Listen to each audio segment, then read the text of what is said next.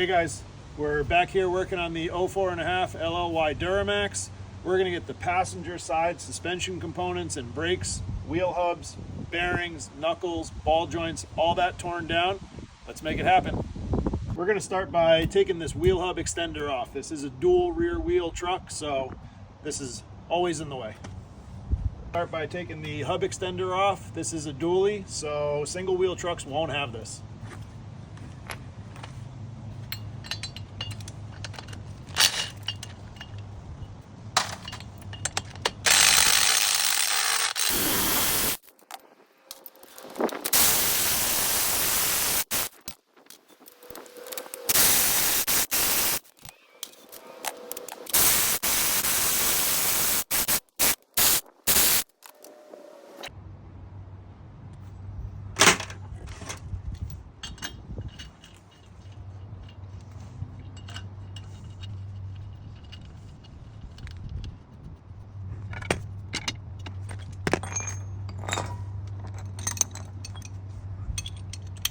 These bolts are sometimes a fight.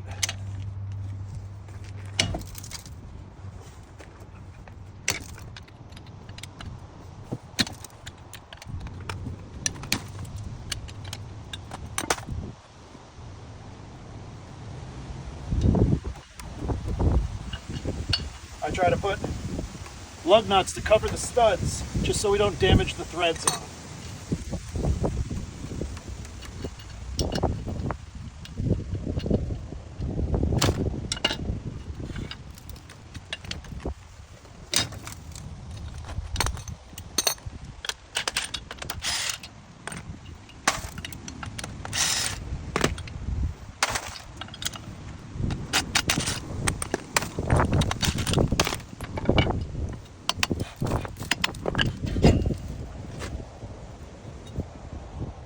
Set that off to the side.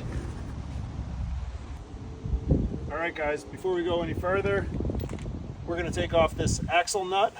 It's torqued to 177 foot-pounds, so let's go ahead and get this pry bar stuck in here so that we have something to push against.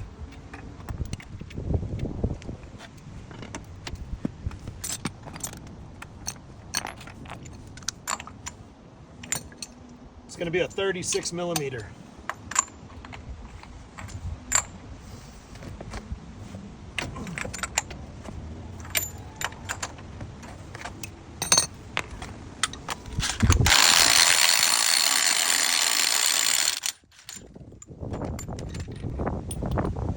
Set these aside because we're not replacing the axle shafts. We will be reusing these. Alright guys, so we're going to continue here by taking off our brake caliper. This is a reman unit that I purchased just a few months ago, so I am going to save this, but I'm replacing the brake hoses here, so I'm just going to pop this off as one complete unit and set that off to the side for now.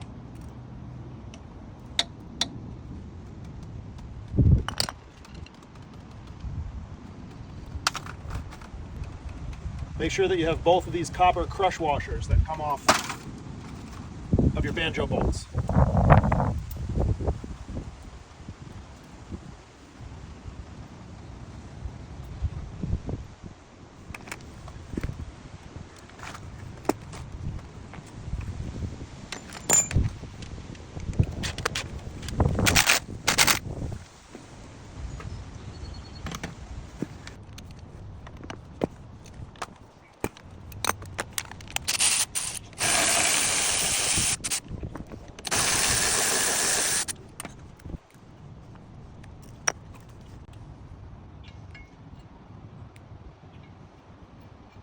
I'm going to put all these bolts right back into the brackets because these are going to get reused. But I'm going to set it off to the side.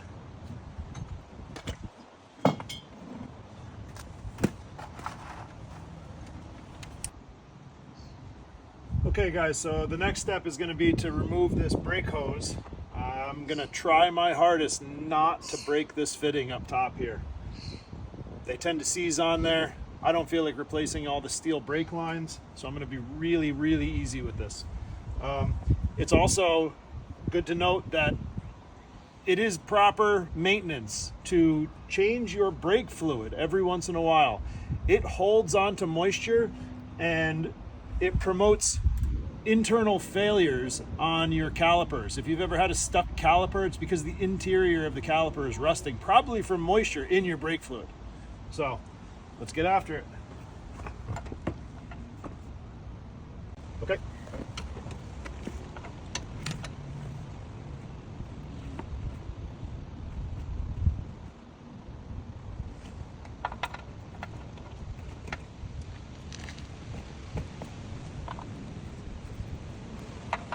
I'm going to work this line back and forth, this fitting, to try to make sure the fitting doesn't bite the line and twist my hard brake line. Feels like I've gotten it broken free.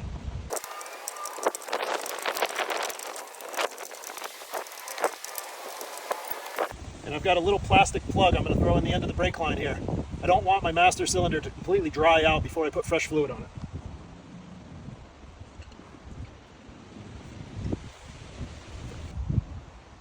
Okay, so I'm going to use a pair of thin channel locks that fit inside of the steel clip on this brake hose. You're not going to want to damage that because I don't believe the new hoses come with that clip, so you're going to need to reuse it.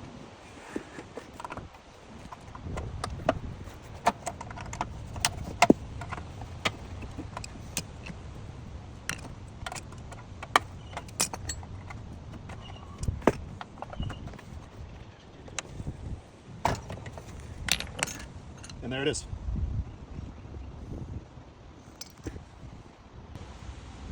Alright guys, so let's get this hose broke free of the bracket. And then we'll take I'm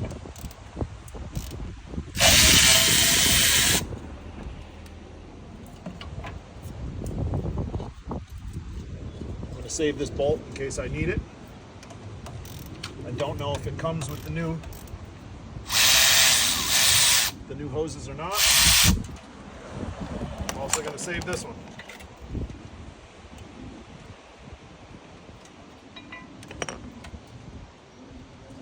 We'll get the wheel speed sensor free of the bracket here.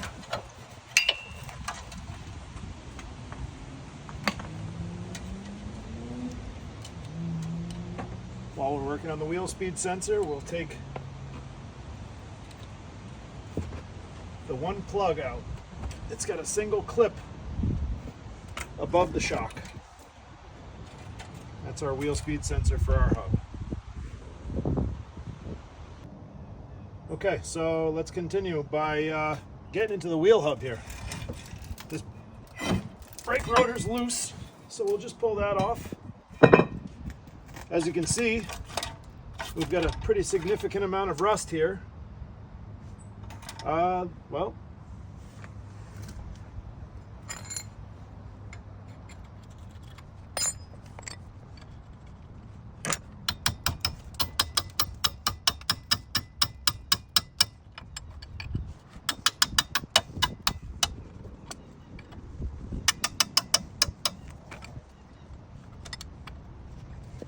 I found that tightening these bolts first helps to break them free for whatever reason.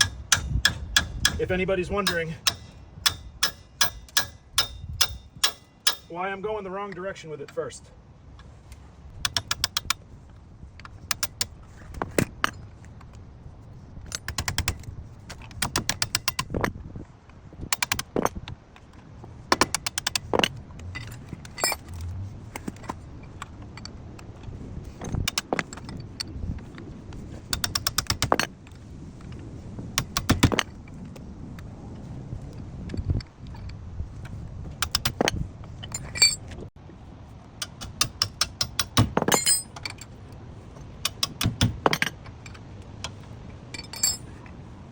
Okay, I've got all those broke free.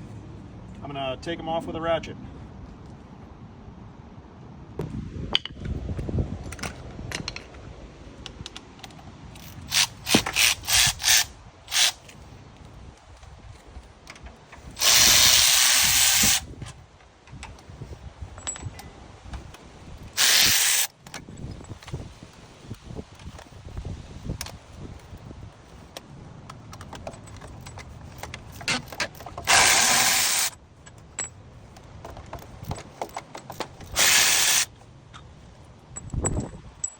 These bolts here, I've got replacements for them.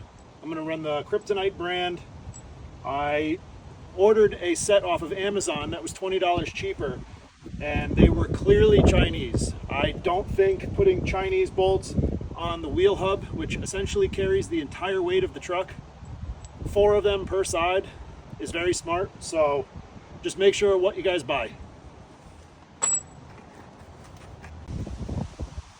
All right, guys, moment of truth. We're going to see how badly stuck the wheel bearing is into the knuckle.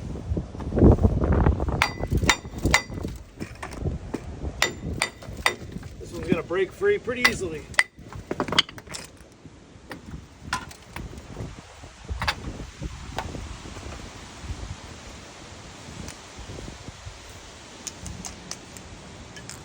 That's our hub assembly.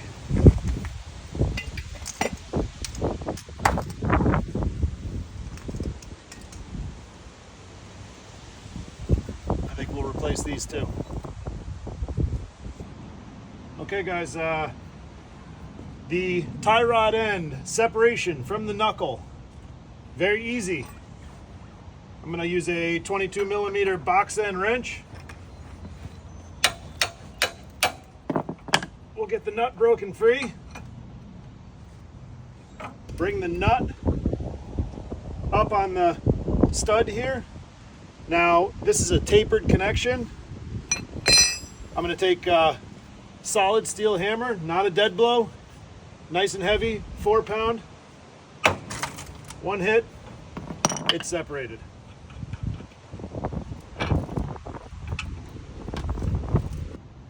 So, we're at the point of needing to get rid of some of the rust on this knuckle. While it's solidly mounted in here, I'm going to try to use my needle scaler and get as much of this off as I can.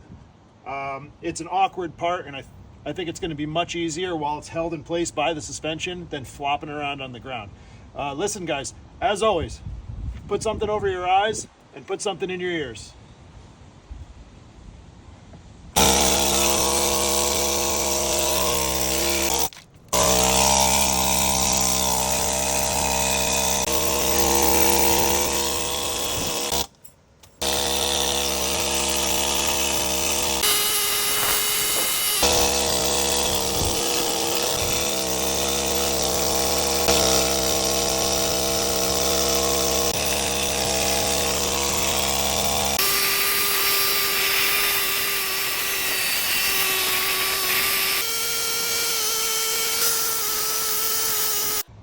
Okay guys, so I've got this as clean as I'm going to get it in the truck.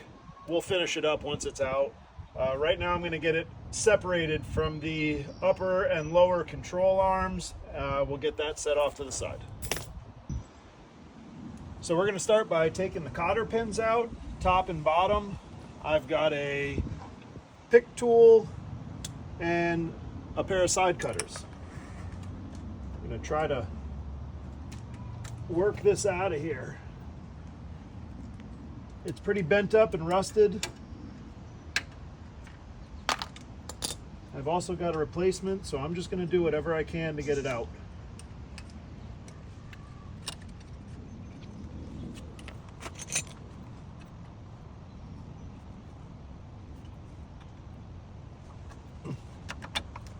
Okay, there's the top.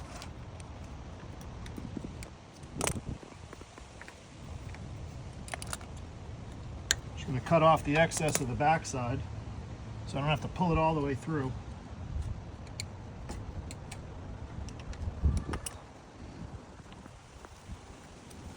There's the bottom. So we're going to continue by taking these castle nuts off.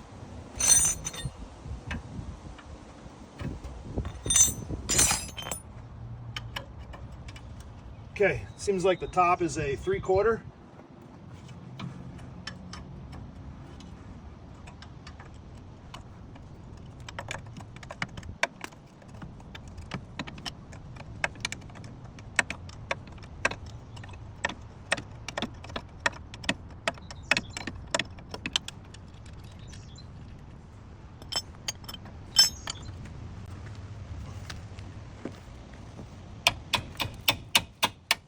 Okay guys, we're going to get these separated. Same way, using the big hammer, a couple of good cracks right there. I'm going to do the same thing on the bottom. I'm going to loosen up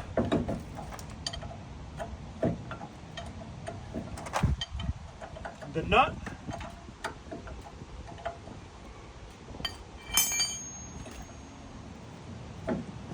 And I'm going to give it a couple of cracks right here and see if we can't get it to drop. There it is. That's free.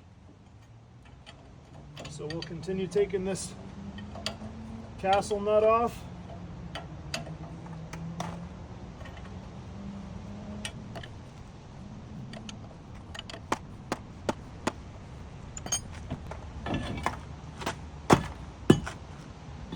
We'll get that cleaned up and ready for some paint.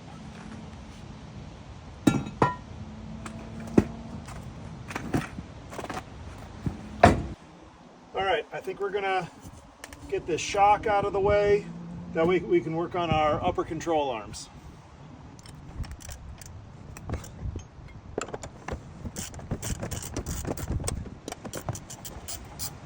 These shocks have a lock nut on them. I'm not sure why.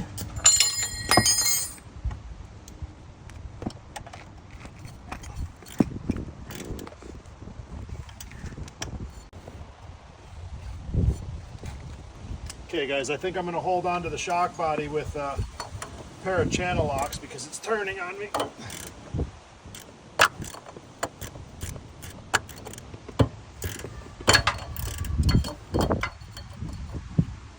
I may need a bigger set of channel locks, but it's coming slowly.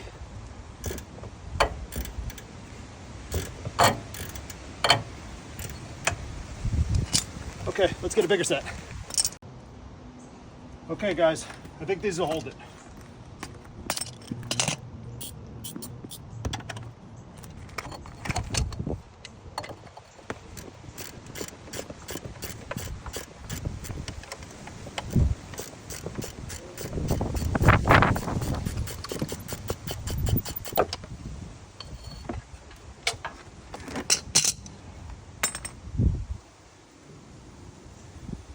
Well, our bushings were pretty shot here.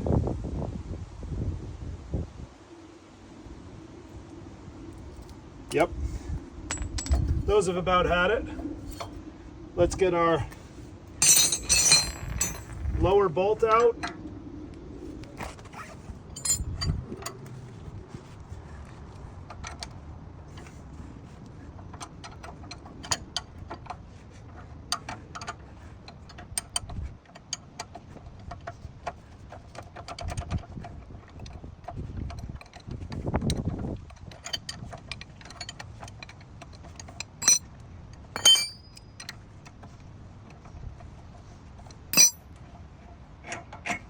Hang on to this bolt.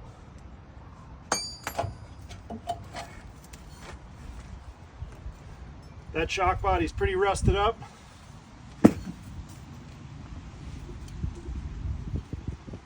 It's not in the worst shape, but it's also not in the best.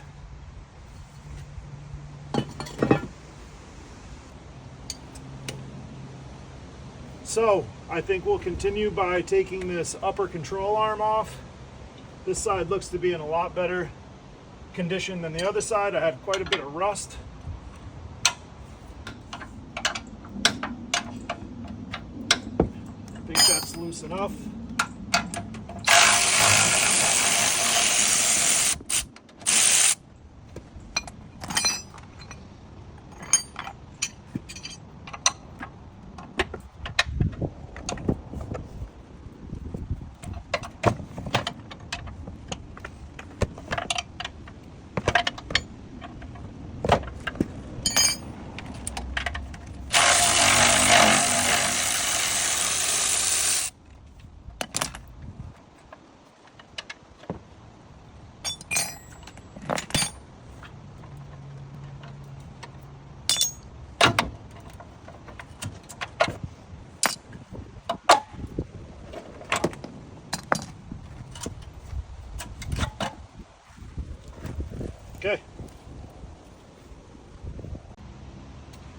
Okay guys, so we're gonna take this tie rod end off.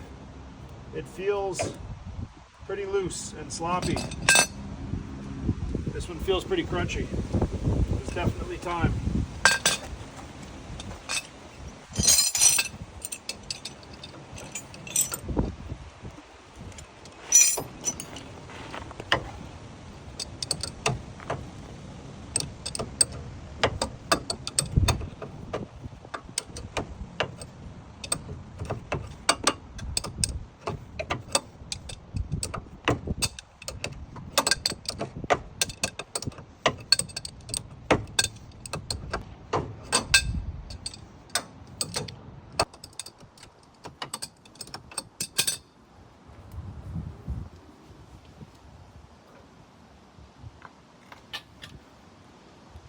Okay guys, I'm gonna set this aside.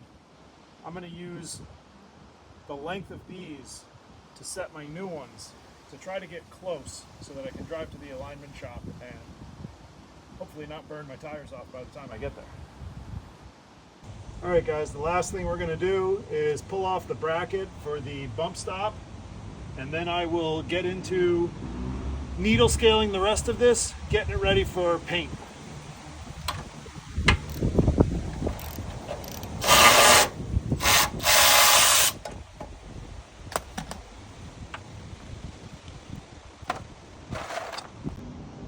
Okay guys, I hope you enjoyed the video.